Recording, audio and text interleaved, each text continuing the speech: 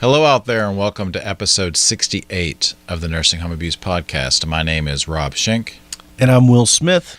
I got you before you took your sip of coffee that time. I did that intentionally just to mess with you. Keep me on my toes. Yeah, to keep you on your toes. Well, we are with it and together this episode.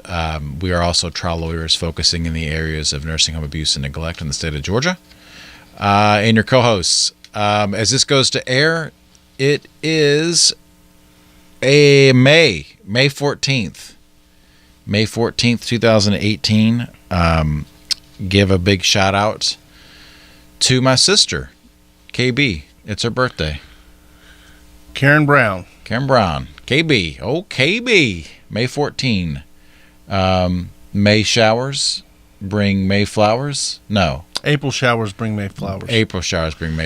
Well, there's going to be a lot of flowers this year because it has literally rained all of January, all of February, all of March, all of April. It's rained the entire 4 months so far, so let's hope something happens. Is that okay? So I just made the word association, like the Mayflower, the boat that the Pilgrims came on, like Mayflowers. Yeah, I think. Or is that like somebody's name? No, I think that Mayflower's like a new beginning. Mayflowers. Okay. Yeah. Yeah. Did you know that until I was in my mid-20s, I thought that the word approximately meant exactly? Isn't that funny? Like how you when you learn certain words, like unless you're corrected, if you learned it the wrong way, how are you ever going to know? I'm having trouble wrapping my head around how you could have made it that far. That's what I'm saying. I don't know. Like I would always be like, hey, I'll be there approximately at 6:00, and no one was ever like, no, jerk, you need to be there at 6:00. Yeah, but like even you have to have blinders on to a certain degree going through society and media and day-to-day activities where you ignore. You show me where the definition of approximately is anytime somebody uses it. Like from context you couldn't do it. Like, hey, be there approximately at 10:00. All right, I will. That's interesting. I'll be there approximately on the dot at 6:00. Mm-hmm. That's what I would always say. Mm-hmm. I mean, I got to be honest with you. I have done similar stupid things, so it's not. I didn't understand the concept of hump day adequately until maybe 10 years ago. I don't understand. Like, what do you mean? I didn't know what hump day was. You didn't know that Wednesday was hump day? Like, you didn't know that you were going over the hump. I see. I think, though, the difference, this is why you're dumber than I am, is because what it is built into the name of it. Well, you got to also understand that humping means different things for me from being in the military. When you go on a hump, you go on a forced march. So humping is a horrible thing. I just never really put thought into it being like, oh, we're over the hump. So you thought everybody was talking about today is the day of the forced march? No, I didn't think that. I just didn't put a lot of thought into it. It's not like that word association. Like, I just didn't. I think that we can all agree that yours is dumber than mine and that I am far more intelligent than you are. I think that's what any reasonable listener would be able to discern that. Well, anyway. A lot of interesting topics aside from the ones that just preceded this on today's episode. Today, we're just going to take another tour around the country on different nursing home stories that have come across our desks in the previous weeks and months.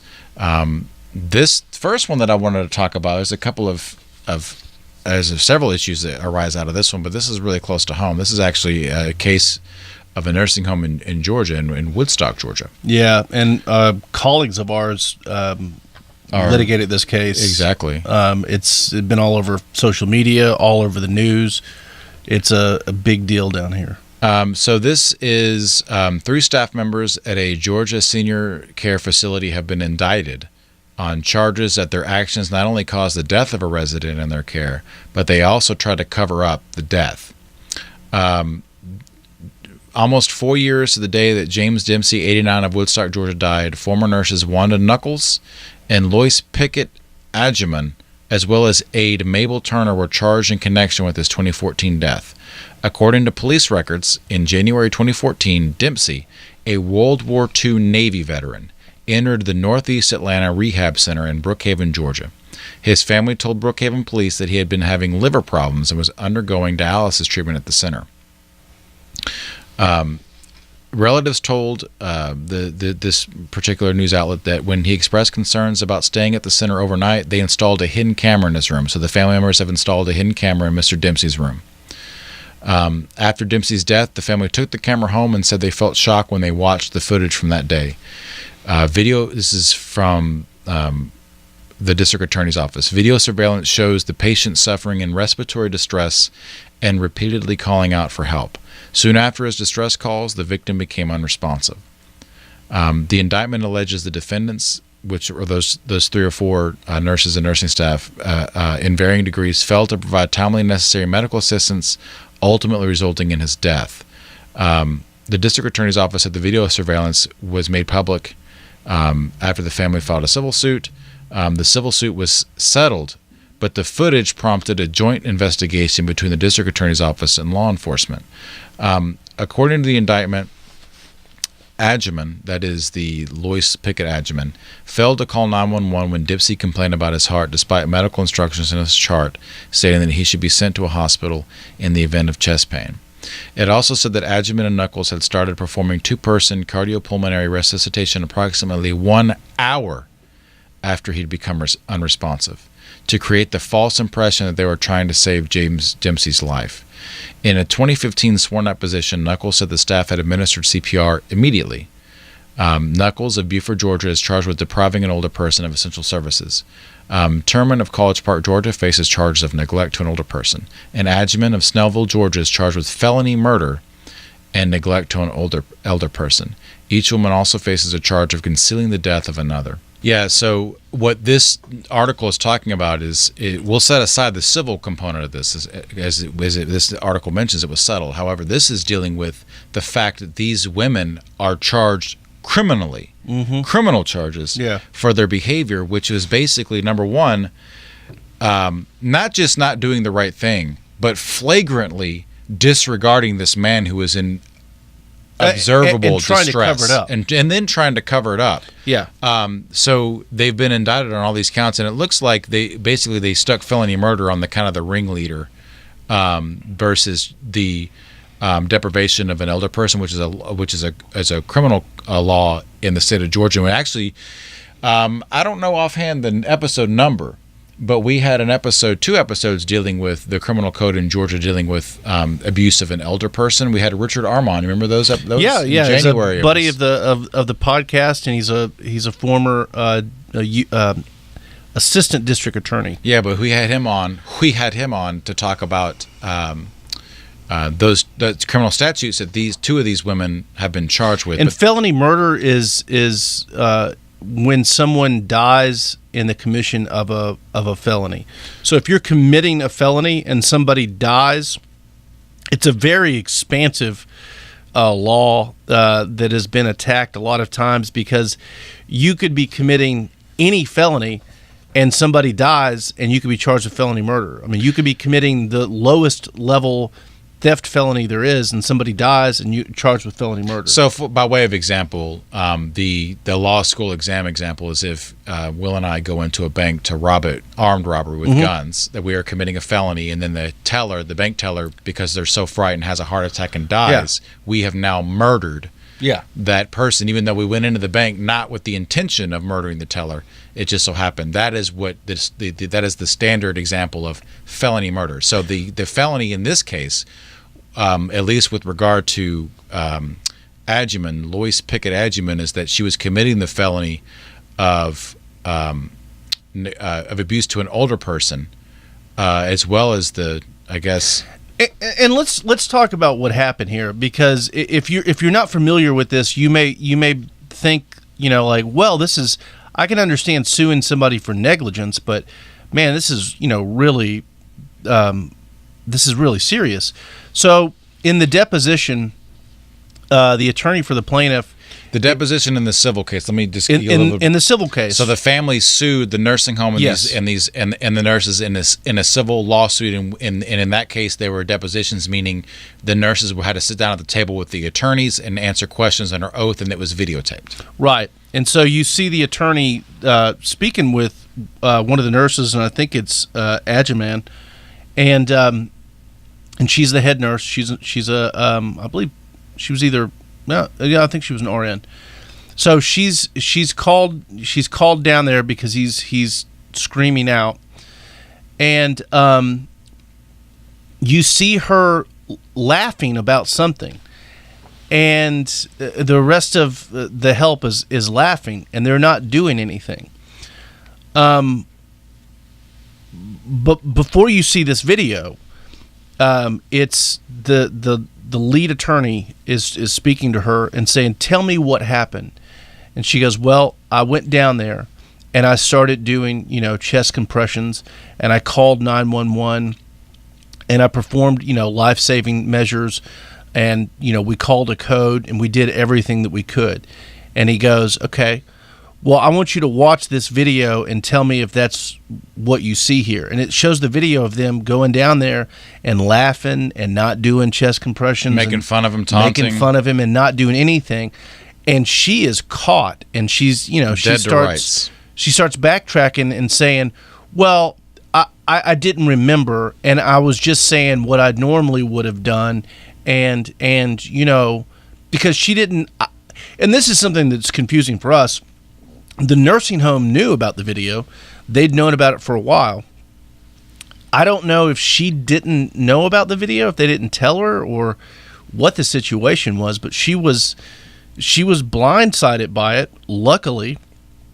And I don't know, it was very disturbing to watch her try to justify this. Yeah, and maybe we can pull up some of the video here.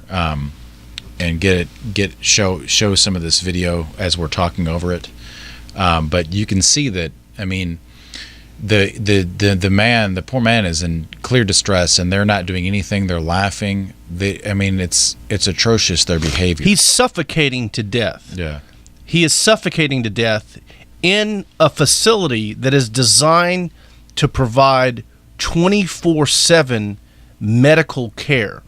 It would be scary enough for something to happen at home, right? But this guy is surrounded by medical help, and he's not getting it because whatever reason. They didn't think he deserved it. They didn't care about his life. They were tired of working. I don't know what their reason is. There's no justification for it. But I can tell you one thing. I don't know that their felony murder charge is going to stick. But they will never be nurses again. They will never be CNAs again. They will never work in healthcare again. And they are certainly going to have some form of criminal record. And I think that this case warrants that for sure. Absolutely. So this article mentions physician's orders, and that they ignored physician's orders stating that he should be sent to the hospital in the event of chest pain, as opposed to toe pain or sweating or whatever other symptom. If there was chest pain, the physician said you got to call the hospital. Now, Will, what is a physician's order or medical instructions, and why, in the context of a nursing home, how do the nurses on the staff know about physician's orders? Where is it located? It's in a chart. So the chart. And I want to keep saying back in my day, but when I was a CNA, I can see them distinctly in my head. There were these enormous pink physical medical charts, and they'd have the care plan in there. They'd have all the different orders because, the nursing care staff makes decisions on certain aspects of the care plan.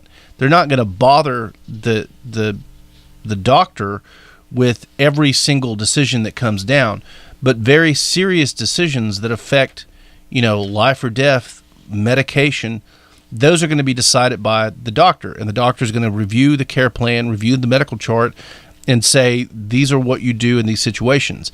And every every turnover, every time you come on to your shift, you meet with the departing attorney, the departing nurse. Nursing home. Yeah, so you have a shift meeting. So you meet with that nurse and you go, all right, Barbara, I'm taking over your shift. Are there any new orders that you need to tell me about? No. Here are the issues that we've been having. Remember, these are the orders that we have, and so these orders are passed on every shift. Anytime there's new orders, it's passed on every shift. So you have care plan meetings where they go over the orders. They are made aware of these orders, just as the same way they're made aware of care plans. So they should know. There's no excuse that they don't know. They should know what the order says. What a doctor, the resident's doctor, wants them to do in any given situation. In a situation like this, especially, what do you do if the person starts to have trouble breathing, or you think that they're gonna code, which just means that they're gonna go into respiratory arrest or cardiac arrest and they're gonna die? Of course, you're gonna know what the doctor wants you to do. They're not relying on an RN to make that decision unilaterally. Correct. So it's like the physician's order is a law, basically. Yes. And it must be communicated shift to shift. Absolutely. Here's something from just a philosophical standpoint that I want to talk about with this story, and we actually get this. We get asked this often by potential clients. In the article, it states that Mr. Dempsey, the resident who passed, had previously expressed concerns about staying at the center, although it does not say what his concerns were. It just says that he was concerned.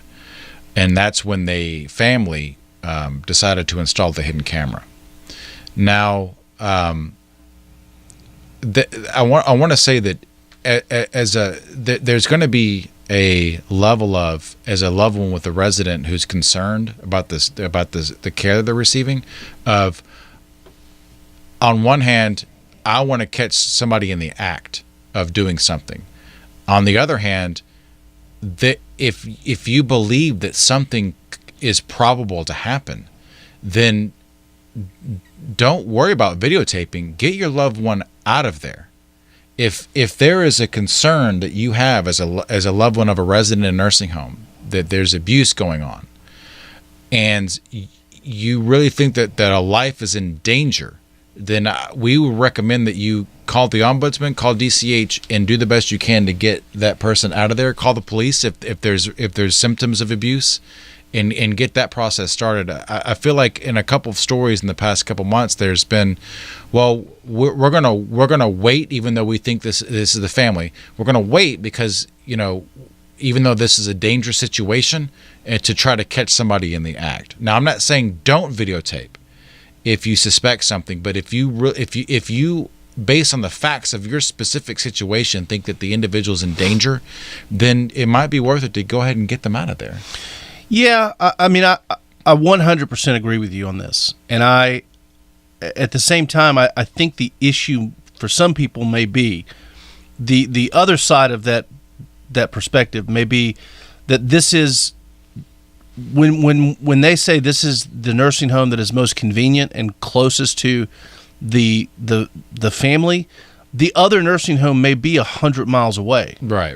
So if it's a situation like that, it's, but then again, to your point, why aren't you calling somebody and saying we're suspecting? Why are you lying in wait? I don't know, but at the same time, I think that there's a difference, and it depends on what this family is. I'm not throwing any blame on anybody, but I guess it depends on what the concerns are. Like if it's like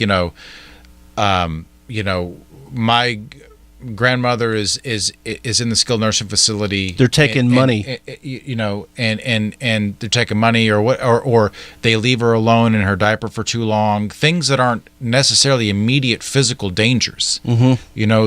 Then okay, video camera or whatever. But like if you suspect that your grandfather is being physically beaten, and you have real credible reason to believe that, I would advise. Okay, video camera, but get him out of there. Get them out of there. And I'm not saying that that's what happened in this case at all. No way in shape or form am I trying to imply that. I'm just saying from a philosophical standpoint that this story made me think about it. Yeah, absolutely. Is that, well, let's set up the camera in there and catch these bastards, right? But if there truly is a danger, I don't know. I mean, it's a difficult decision to be in for sure. Yeah, it's a difficult thing because sometimes like you Will said, you can't get your loved one out of there. It's not just that easy to transfer all the time. This also makes me wonder. I wonder how many nursing home residents had cameras in their rooms that I've taken care of. I mean, this would have been 2000 to 2008. So it's not like. Well, no, we had pretty advanced technology. I mean, no, you had them. It was just more expensive. Yeah, it was just more expensive. Now it's like you can go to the. Surely though, there were cameras in some of those rooms. There had to be, just given the number of years and the different nursing homes that I worked at. There's somebody had to have a camera. Somebody was videotaping Will Smith. Which I'm fine with. Yeah. I just I don't know. But no, it's gone from like you have to put this big.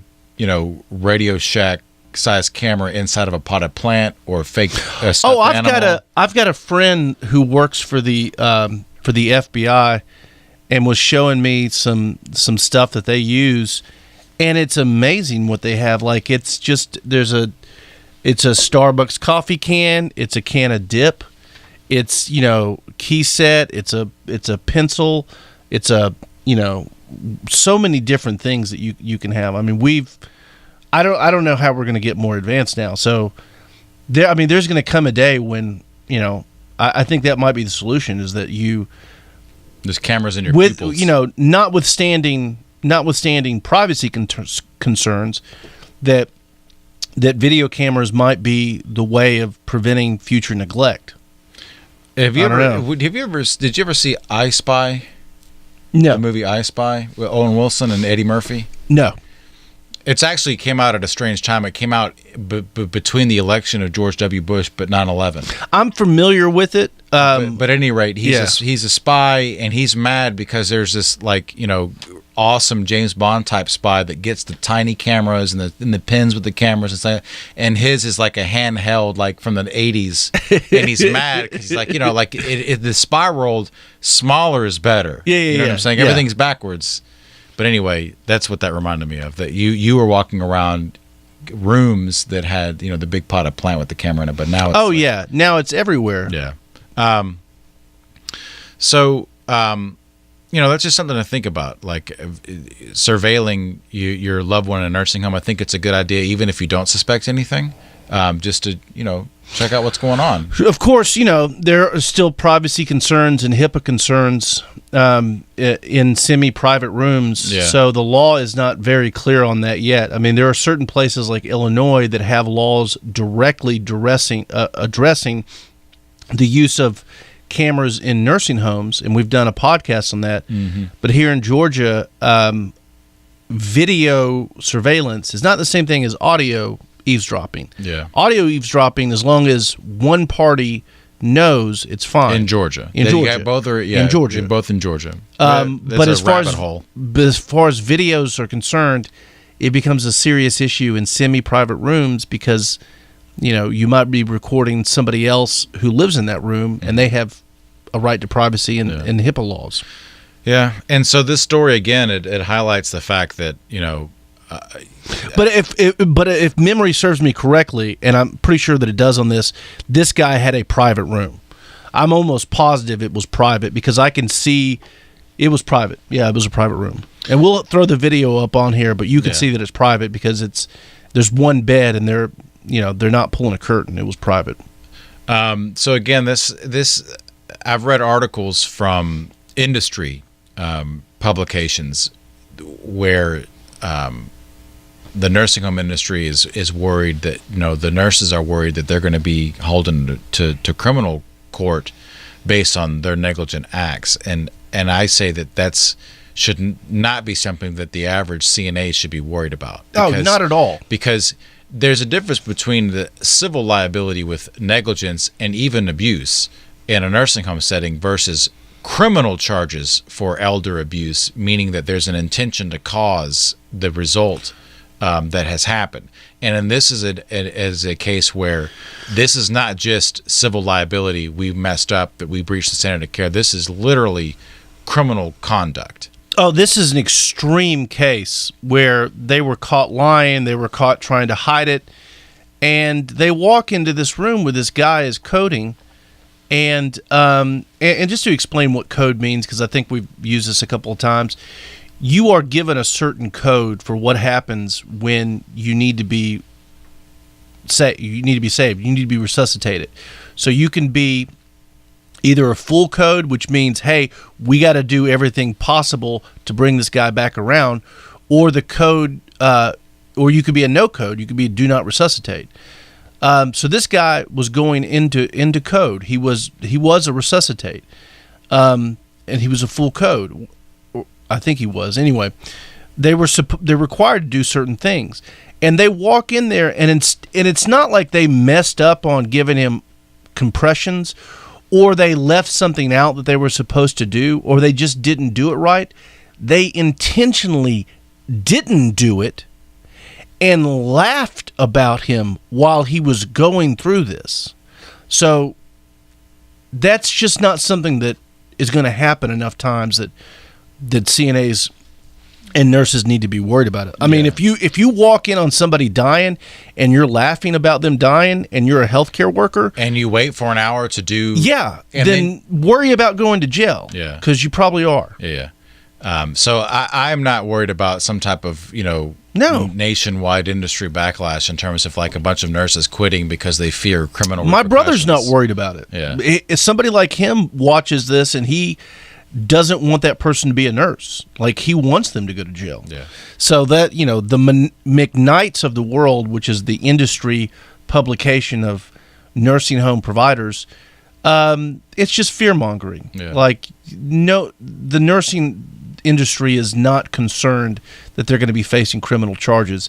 They're concerned that they have criminal nurses in their midst and they want them out.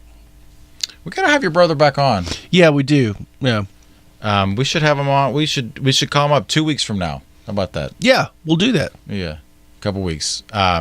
He talked last time about questions that you should ask your CNA if you have a loved one in a nursing home. It was really good. He's a good seed. Comes from good people. Yeah. Yeah. Nice job, Oakley. Yeah. He knows a lot about bed sores. We'll have him on for We'll get that. into that. Yeah. He knows a lot about bed sores. You know a lot about snakes. A lot about snakes. That's yeah. Herpetology. Herpetology. That makes sense. I wanted to be a herpetologist growing up. Are there herpetologists though? Yes, and there was a very famous one named Ross Allen who was my hero growing up because he discovered, a couple of new species. He wrote extensively about the indigo snake in Florida, which I thought was the greatest snake. Why is the indigo the greatest snake? Because it was extremely docile, it was a great pet, and it was very big.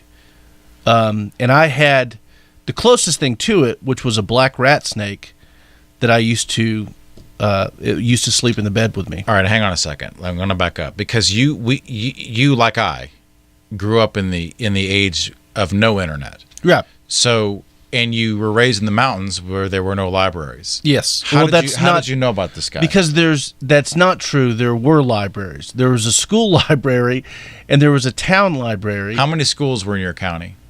One. And it had a library. I mean, I didn't grow up in Little House of the Prairie, Rob. You grew up on little house on the big mountain. My high school was in the same building as my middle school, but it's still a school and an educational place. So you learned about this guy. At the end of the day, you learned about this guy in your library. Well, also my dad had told me about it. I gotcha. Okay. Yeah, because my dad knew a lot about snakes. I guess you would have had National Geographic magazine. He probably. Oh yeah. Encyclopedia Britannica. Yeah. Yeah. Anyway, speaking of snakes, I don't know. Red on yellow. Yeah. Kill a fellow. Red on black, Venomalac. No, red on black, Happy Jack. It's multiple things. Yeah, red on black, Happy Jack. Like, it's not poisonous. But when you say no, it's like, no, there's no way that there's a different way to say that rhymes phrase. better. Red on black, venom lack. Yeah, red on black, Happy Jack. Okay. You remind me of my friend who couldn't believe that somebody... I took her shopping one time to the grocery store. This is in college. And she didn't understand that there was other lettuce than iceberg lettuce. And she was like, I don't know what that is, and I will never eat it because I'm not used to it. And I was like, well, this is... That's weird because I love all types of lettuce, Will. Well, I'm just saying that your reaction to... Anyway, speaking of lettuce, let us get out of here. Yes. Yes. Because there's nothing remaining in this episode. Oh, God.